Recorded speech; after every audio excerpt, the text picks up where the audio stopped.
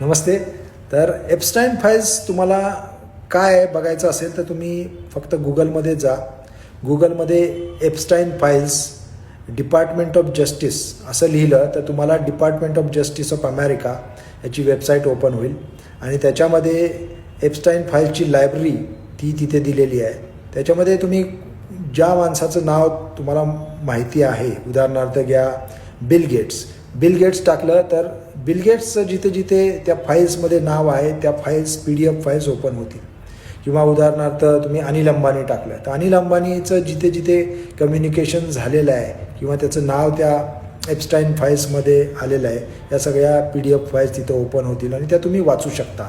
हे सर्व गोष्टी प्रचंड प्रयत्न केल्यानंतर, खूप मुलींनी लढा दिल्यानंतर आज डिपार्टमेंट ऑफ जस्टिस यांनी ती साईट ओपन करून दिलेली आहे.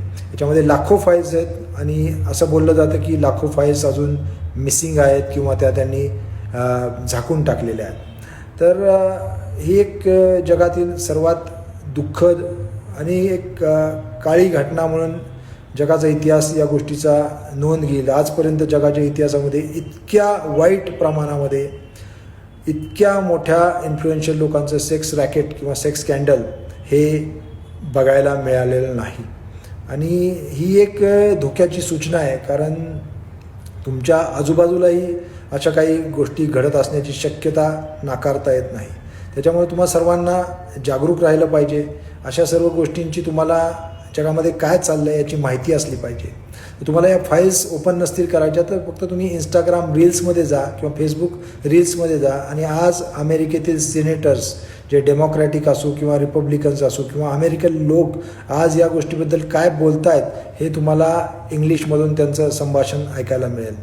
तर तुम्ही काळजी घ्या आणि आपल्या आजूबाजूला अशा काही गोष्टी होत असतील तर त्याच्याबद्दल नक्कीच लढा, कारण तुम्ही लढणार नाही तर कोण लढणार आहे. आणि याच्यामध्ये याची वाट बघू नका की ही ठिणगी किंवा ही आग तुमच्या स्वतःच्या सोसायटीपर्यंत किंवा घरापर्यंत पोचल्यानंतर तुम्ही जागं व्हाल. Injustice somewhere is injustice everywhere. जय हिंद.